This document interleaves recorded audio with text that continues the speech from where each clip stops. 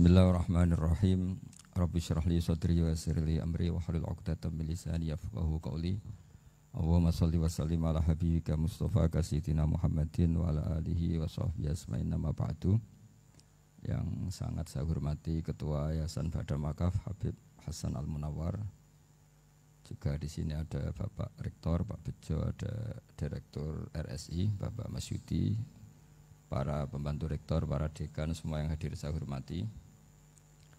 Ini karena acara kampus, acara rileks, saya akan menyampaikan kajian ilmiah secara rileks bahwa ini meringati tahun baru itu jelas salah ini. Ini bukan tahun baru ini, tahun terakhir. Karena ini tanggal 29 ya. 29. Jadi ini meringati akhir tahun. Tapi karena rektornya itu orang bejo, dalah itu enggak ada yang nyoal kesalahannya. Jadi ini orang pinter sama orang bejo itu hebat orang bejo. Saya ini orang pinter, maka tahu kalau ini itu akhir tahun, bukan awal tahun. Tapi saya ada orang bejo, pinter saya tidak terekspos, sehingga orang tetap saja bilang ini peringatan awal apa? Tahun.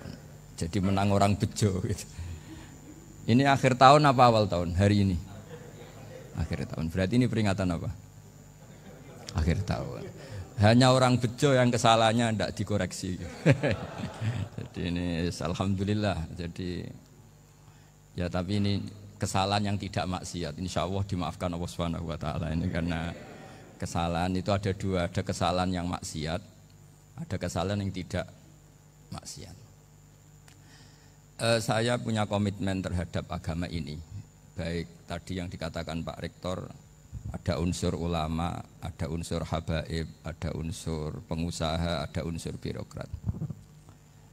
Di antara kenangan-kenangan saya dari Syekhina guru kita bersama Kiai Haji Maimun Zubair, beliau itu sering dawuh, sering ngendikan, dan itu saya sampaikan juga ketika 7 hari wafatnya Agus Robah, cucu Mbah Maimun, putra Agus Subah.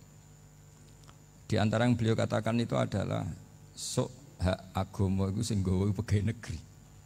Itu berkali-kali beliau ngendikan gitu. Ya saya agak bantah. Nah, kalau santri bah, ya santri karuan mesti nggawa agama, tapi sok ben sing nggawa pegawai negeri.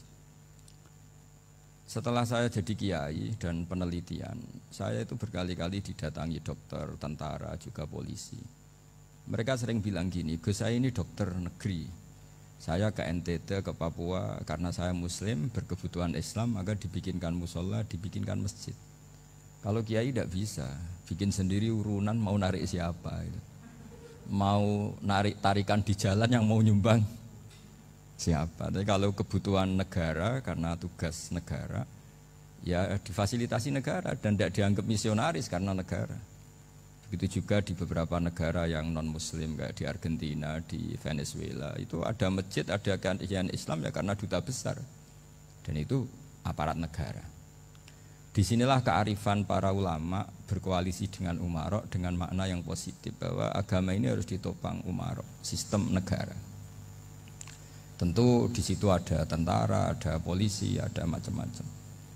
Kita sebagai kiai juga enggak berdaya di depan para bandar narkoba apa-apa kalau enggak ada BNN. Kita mau apa dengan korupsi kalau enggak ada KPK. Sehingga kearifan para guru-guru kita, mulai Mbah Maimun, bapak saya sendiri, NU, Muhammadiyah, semua ormas-ormas Islam itu pasti maulah kerjasama. Karena kita siapa ya? Kalau enggak kerjasama. Dan di antara pesan Rasulullah SAW adalah yaduwahi ma'al jamaah. Jadi apa ya, kebersamaan itu sudah berkah. Fa inna yadallahi ma'al jamaah. Jadi berkah. Lalu kenapa saya kalau ngaji bawa kitab? Ini agak sebetulnya itu lazim. Lazim itu suatu yang harus. Tapi karena kelamaan mubaligh itu tidak pakai kitab. Seakan-akan bawa kitab itu yang aneh. Sebenarnya aneh mereka. Karena begini logika simpelnya ya. Umat Nabi ini berhak dapat apa coba? Berhak dapat warisan yang paling luhur, paling hebat, paling jernih. Apa itu Quran dan hadis? Pertanyaannya, siapa yang paling punya hak otoritatif untuk menerangkan Quran hadis? Ulama. Ulama yang mana? Ya yang kapabel, yang sudah diakui dunia kayak Imam Ghazali, Imam Bukhari, Imam Syafi'i. Artinya kalau kita tidak pakai materi itu ulama mendapat pikiran kita, bukan mendapat pikiran mereka. Saya ulang lagi, kalau kita tidak pakai materi yang otentik, yang orisinil, umat ini mendapat pikiran kita, bukan pikiran mereka. Maka saya berusaha supaya teman-teman atau semua umat Islam dapat pikiran-pikirannya Imam Ghazali, pikiran-pikiran Imam Bukhari, pikiran-pikiran Abdul Qasim Al-Junaidi, kejernian-kejernian Abu Yazid Al-Bustami. Kejernian itu diantaranya adalah misalnya makalah yang menurut saya itu makalah yang super. Jadi untuk ngadepi krisis karena COVID atau karena apalah. Itu lama dulu sederhana sekali. Beliau-beliau punya rumus yang mungkin jarang didengungkan orang, tapi saya akan kampanye rumus ini. Al-istighna, haqiqatul istighna, itu adalah al-istighna anis syai' labihi. Jadi pemenuhan kebutuhan yang sebenarnya adalah kita berusaha menghindari sebanyak mungkin kebutuhan yang sekunder, yang enggak penting. Bukan memenuhi semua yang kita inginkan. Jadi misalnya begini ya, kalau kita lapar, itu keinginan kita itu makan enak apa asal makan? Tentu jawabannya asal makan yang sehat. Tapi kalau nuruti nafsu kita, makannya yang enak, teman makan ya enak. Terus di warung yang favorit. Ini kan satu kebodohan. Kenapa untuk makan saja butuh definisi sekian banyak? Yang kita harus kecewa, warung favoritnya bisa sudah tutup. Atau kita ke sana harus macet. Ribet. Yang benar-benar arif dan bijaksana itu adalah al-istighna anisya. Sesuatu yang tidak mendesak itu jangan jadikan kebutuhan. Sehingga kalau kita puasa misalnya, semua makanan itu enak karena kita sangat lapar. Sehingga Abdul Qasim Al-Junaidi ketika ditanya, ma'idamu to'am, lauk makanan itu apa? Jawabannya lucu, alju, lapar. Kalau kamu lapar ya semuanya enak. Ini sudah mulai hilang. Kita bilang makan enak itu ya sate, ya gulai, ya pizza yang kita senang. Akhirnya apa? Untuk nikmatnya Allah itu kita jadi ribet. Apalagi yang orang-orang fasik harus ditemani perempuan yang tidak halal misalnya, atau harus ada ajudan, ribet. Nah pertanyaannya, orang yang ribet sama yang enggak ribet itu pinter mana?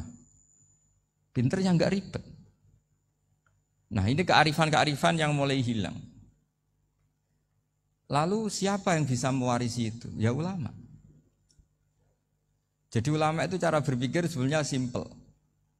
Makanya mereka sering kalau tahajud itu, di antara makalah Sayyidina Ali paling terkenal dan yang menjadikan beliau punya derajat yang luar biasa, itu adalah kafani izzan antakuna li robban wa kafani fakhron an akuna laka abdan.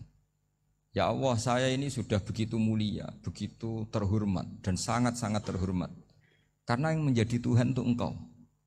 Jadi rumus pertama itu karena menjadi Tuhan itu Engkau. Hanya Tuhan yang abadi, Tuhan yang pertama, hanya Tuhan yang al-awwal.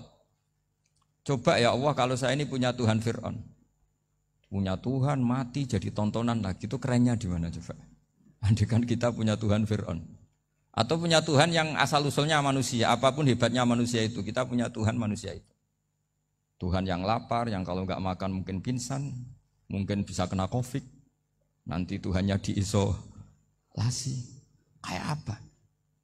Makanya ketika Tuhan Allah menyindir ketuhanan selain Allah itu, Allah hanya menyindir dengan kalimat sederhana, kana yakulanit to'am, yang kamu tuhankan itu masih makan. Artinya kalau nggak makan ya lemes. Jadi lama-lama ada orang gini, alhamdulillah tadi Tuhan mampir ke saya, kelihatannya lapar, setelah tak kasih makan sehat lagi. Susah nggak punya Tuhan yang seperti itu. Beda dengan Tuhan kita. Tuhan yang nggak butuh makan, nggak butuh minum, al-qayyum, zat yang berdiri sendiri tanpa butuh yang lain. Al-awwal, sebelum ada langit bumi sudah ada Tuhan kita yaitu Allah.